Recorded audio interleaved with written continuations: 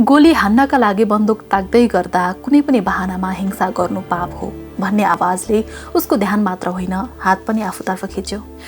उफ, लामो सास फेरेर फेरि उसले आँखा चिम्म गरे। आँखा चिम्लिन साथ अगाडि उभिएर स्टिभले भन्यो, सिल्भिया, तिमी मलाई मार्न पनि सक्छौ?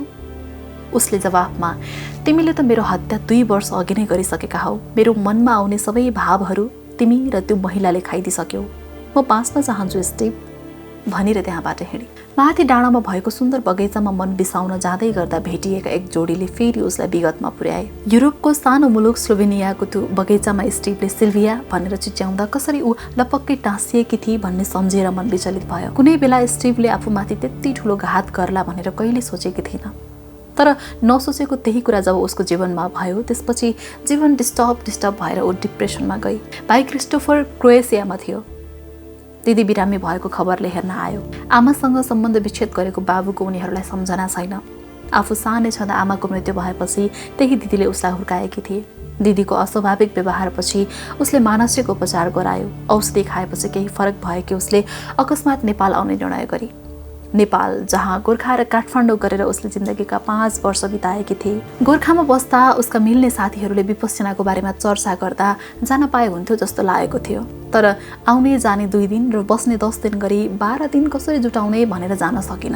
अकस्मात अहिले उसलाई विपश्यना जाउँ जस्तो लाग्यो। त्यसो त विपश्यना केन्द्रहरू अरू मुलुकमा नभएका होइनन्, तर नेपाल उसको मनपर्ने ठाउँ भएकाले अन्त जान सकिन। अनलाइन फर्म भरेर समय मिलाउँदा धेरै पछि मन रोमाञ्चक झैँ भयो। सम्झी गोर्खाको गाउँमा भेटिएका एक ज्योतिषले स्टिभको हात हेर्दै कसरी केटीहरूबाट जोगिनुपर्छ है भनेका थिए। त्यति बेला उसले त्यो कुरालाई गम्भीरतापूर्वक लिनुपर्ने अवस्था पनि थिएन। स्टिभ र उसको सम्बन्ध कसैले छुट्याउने प्रकारको थियो जस्तो उसलाई लाग्दैन। एकअर्का प्रतिको आदर सहितको आफन्त र साथीहरू नै छक्क पर्ने खालको गजबको सम्बन्ध थियो। नेपालमा बिताएका क्षणहरू सम्झिँदै फर्म भर्दै गर्दा उसले केही परे आफू निकटको व्यक्ति भन्ने लेखिएको ठाउँमा अनायासै स्टिभको नाम र फोन नम्बर लेखी, जुन कुरा उसलाई अनलाइन फर्म पोस्ट गरिसकेपछि मात्र थाहा भयो। कहिलेकाहीँ उसलाई स्टिभले आफूलाई धोका दिएर अर्कै केटी साथीसँग बसेकोमा खुसी पनि लाग्छ। कम्तीमा आफूलाई चिन्ने मौका पाई, नत्र त विगत धेरै वर्षदेखि ऊ हावामा उडिरहेकी थिए। 2 वर्ष अघि स्लोभेनियाको गाउँमा गएको ठूलो हुरीपछि जुन प्राकृतिक विपद आइलाग्यो त्यसले धेरैलाई बेघरबार बनायो। त्यस बीचमा अर्को गाउँमा रहेको स्टिभसँग उसको फोनमा कुराकानी मात्र भयो। पानी सहित आएको विनाशकारी हुरीले घरहरू भूकम्पले झै जरैबाट उप्काएर लडाएपछि मानिसहरू पालमा बसेका थिए। यातायात अवरुद्ध भएको थियो। आपद विपदका बेला उसले सम्झने स्टिभ बाहेक खासै कोही थिएन। बेला बेलामा फोन गर्थे, उसले पनि गर्थ्यो। केही समयपछि फोनमा संवाद कम हुँदै गयो। उसको घर भत्किएको थियो। सोची घर मर्मतमा लाग्यो होला। पालमा बसेर चिया खाँदादेखि राति सुत्दासम्म ऊ स्टिभसँग मनमा कुरा गरिरहेकी हुन्थे। नजिकिएको 10 वर्ष भइसक्दा पनि सँगै बस्न नपाएकाले त्यसबीचमा ऊ अब चाहिँ सँगै बस्नुपर्छ भन्ने निष्कर्षमा पुगे। स्टिभकी एउटी छोरी थिए। श्रीमतीसँग डिभोर्स भएको केही महिनामै उनीहरूको भेट भएको थियो। छोरीसँगको पनि उसको सम्बन्ध राम्रै थियो। दिन बित्दै जाँदा स्टिभको फोन कम आउन थाल्यो। विपत्तिबाट सामान्य अवस्थामा पुगेपछिको भेट उसलाई केही फरक झैँ लाग्यो। त्यस बीचमा उसले आफू बिरामी भएको र विनाशकारी हुरीका कारण मनस्थिति अझै ठिक नभएको बतायो। सिल्भिया उसको मनस्थिति कसरी ठिक गर्ने होला भन्ने सोच्दै आफ्नो काममा लागे। ऊ वन्यजन्तु संरक्षणमा काम गर्थे। कन्सल्टेन्सी गर्ने भएकाले नियमित काम थिएन। कहिले महिनौसम्म फिल्डमा बस्नु पर्थ्यो, कहिले राजधानी लुब्जियानामा। ऊ काम गर्ने संस्थाको मुख्य कार्यालय लुब्जियानामा थियो। त्यहाँ बस्दा प्राय ऊ स्टिभसँगै हुन्थे। समयक्रममा उसले थाहा पाए हुरीपछि पालको बसाइमा उसको एउटी केटीसँग सम्बन्ध गाँसिएछ र उनीहरू केही महिना सँगै बसेछन्। उसका साथीहरूको सम्बन्ध टुटेपछि पुरै टुट्थ्यो। अल्झिएर बसेको थाहा छैन, तर उसले सम्बन्ध टुटेको घोषणा नगरी अर्की महिलासँग बसेको घटनाले सिल्भिया मानसिक रोगी झैँ भई। सो महिलाको बारेमा सोद्धा उसले हो या होइन केही भनेन। प्राय जवाफमा उसले त्यस्तो केही होइन, परिस्थिति त्यस्तो बनेको मात्रै हो भन्ने गर्थ्यो। सो महिलालाई भेटाइदेऊ न त भनेर उसले धेरै पटक भने, तर उसले भेटाएन। त्यसबीचमा सिल्भियाले आफूलाई यति असुरक्षित महसुस गर्न थालेकी थिए कि एक दिन उसको अपार्टमेन्टमा गएर, स्टिभ, तिमीलाई नेपालका ज्योतिषले हात हेरेर अरू केटीसँग टाढा रहनुपर्छ भनेका थिए, तिमीलाई सम्झना छ भने। यसो भन्दा उसका साथीहरू पनि थिए। स्टिभले ठुलो घृणायुक्त स्वर र लवजमा, हो, नेपालका ज्योतिषले तिमी जस्ता केटीसँग टाढा हो भनेको हो मलाई। त्यसै दिनदेखि उसको मानसिक विक्षिप्तता बढेको थियो। उसले धेरै कोसिस गरे तर स्टिभलाई बिर्सन सकिन। जति बिर्सन खोजे ऊ त्यति आँखा वरिपरि आउँथ्यो। 10 वर्ष प्रेममा हुँदाका कुरा भन्दा पनि धोका पछिका कुराहरूले मनमा बढी ठाउँ लिन्थे। विपदका बेला आफूले त्यत्रो चिन्ता गरे आखिर ऊ अर्कै केटीसँगको घनघोर प्रेममा रहेछ भन्ने लाग्यो। फोनमा उसले बोलेका नाटकीय शब्दहरूले उसलाई थप दुखी बनायो। लुब्जियानाको नदी किनारमा बसेर एकपछि अर्को चुरोट सल्काएर बेहोस चाहिँ हुन्थे ऊ। साँझको हावाले चिसो बनाएपछि बास स्थानतिर लाग्थे। जिन्दगी अति नै खस्किँदै गएपछि उसले काठमाडौँ गएर शिवपुरी स्थित विपश्यना जाने निधो गरी। 4 वर्षपछि नेपालको राजधानीमा पाइला टेक्दा उसलाई आफ्नो नजिकको ठाउँ आए चाहिँ लाग्यो। भूकम्पपछि काठमाडौँ ध्वस्त भएको सुनेकी थिए, तर हेर्दा खासै त्यस्तो लागेन। पुगेकै साँझ ठमेनमा घुम्दै गर्दा दौरा सुरुवाल टोपी लगाएर पारिपट्टि उभिएको एउटा मान्छे देखेको चिनेको चाहिँ लाग्यो। मनी एक्सचेन्ज नजिकै ऊ हात हल्लाइ हल्लाइ कसैसँग कुरा गर्दै थियो। ऊ नजिकै गई आँखा जुत्ना साथ उसैले बोलायो, सिल्भा नानी तपाईँ यतै हो? यत्तिका वर्षपछि भेट्दा पनि उसले नामै लिएर बोलाउँदा आँखा आँसुले भरिए। बाजे नमस्ते, कस्तो हुनुहुन्छ? उनी उही गोर्खाका ज्योतिष थिए।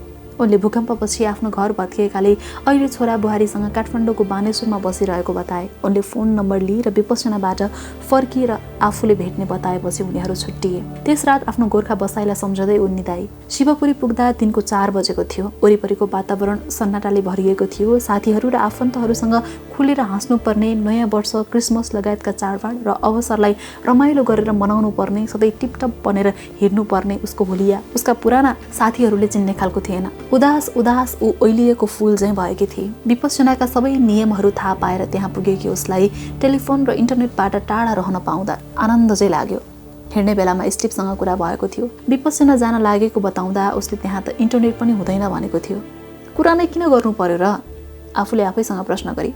साँझको छोटो मेडिटेसनले आनन्द दियो, तर भोलिपल्टदेखि 4 दिनसम्म ऊ यति डिस्टर्ब भयो कि उसलाई स्टिभ काण्डबाट जिन्दगीमा मुक्ति पाउँछु भन्ने कुरामा पुरै हरेस खाए चाहिँ भयो। आँखा चिम्लियो कि स्टिभ र त्यो केटी अगाडि आउँथे, कहिले सँगै कहिले छुट्टा छुट्टै। सहयोगीको रूपमा चिनाएकी त्यो केटीसँग उसलाई कुनै गुनासो थिएन। आफ्नै मान्छेले धोका दिएपछि अरूको के दोष? तर आँखाहरूले केटीको पनि पिछा छोडेनन्। आँखा चिम्लिएपछि 10 वर्षसम्मका अनेक उतार चढावहरू सचित्र आँखा वरिपरि आए। ध्यानका क्रममा नाकले सास फेरिरहेको कुरालाई महसुस गर्नका लागि निर्देशन दिएको थियो, तर सासमा बाहेक ध्यान धेरै कुरामा गयो। विशेष गरी स्टिभले दिएको धोकामै अल्झियो। घृणा गर्ने भनेको माया गरेका मानिसलाई नै रहेछ। उसको माया चित्त दुखाइ हुँदै घृणामा परिणत भएको थियो। बिहान 4:30 बजेदेखि बेलुका 9 बजेसम्म ती दुईजनाले यति दुःख दिए कि उसलाई बेकार यो ठाउँमा आएछु जस्तो लाग्यो। जिन्दगी सहज बाँच्ने आशामा त्यति टाढादेखि आएकी उसले जीवन झन जटिल हुँदै गएको पाई। विपदका नाममा सम्बन्ध जोड्न आइपुगेकी त्यो महिलालाई उसले जम्मा 1 पटक देखेकी थिए। जति बेला पनि आँखा अगाडि आएर ध्यानलाई डिस्टर्ब गरेपछि उसले त्यसलाई हटाउन धेरै कोसिस गरे। नसकेपछि उसको मृत्युको कल्पना गरी र दाह संस्कारको प्रक्रिया अगाडि बढेपछि केही सहजै महसुस भयो। कसैको मृत्युमा जीवन त्यति हल्का हुन्छ भन्ने यसअघि उसले कहिल्यै सोचेकी थिएन। उसलाई पन्छाएपछि केटा आफै हटेर जान्छ भन्ने ठानेकी थिए, तर त्यस्तो भएन। केटाको मृत्युको परिकल्पना उसको लागि टाढाको कुरा थियो। कुनै बेला आफूले त्यति धेरै माया गरेको मानिसको मृत्युको परिकल्पना कसरी गर्नु सम्झे। आफूमाथि धोकाको महसुस भएपछि स्टिभसँग सोही विषयमा कुरा गर्दै जाँदा हातका औँलाहरू कसरी थरथरी काँपेका थिए। रातभरि नसुत्ने, दिनभरि विक्षिप्त रूपमा कहिले कता पुग्ने उसको मानसिक हालत दिन प्रतिदिन खस्किँदै गएको थियो। त्यस्तो बेलामा उसले भनेकी थिए, स्टिभ, म तिमीलाई कति माया गर्छु भनेर म भन्दिनँ, तर छोड्न नसक्ने रहेछु। तिमीले भने चाहिँ ऊ तिम्रो सहयोगी मात्रै हो भने तिमी उसलाई हटाएर अरू कोही मान्छे राख्न सक्छौ? यसो भन्दै गर्दा उसको सास बढेको थियो र हातका औँलाहरू थरथरी काँपेका थिए। त्यस्तो शारीरिक र मानसिक अवस्था देख्दा पनि उसले कुनै जवाफ नदिई चुपचाप बसेको सम्झिएर त्यति बेला भन्दा अहिले उसलाई बढी दुःख लाग्यो र त्यो पीडा घृणामा बदलियो।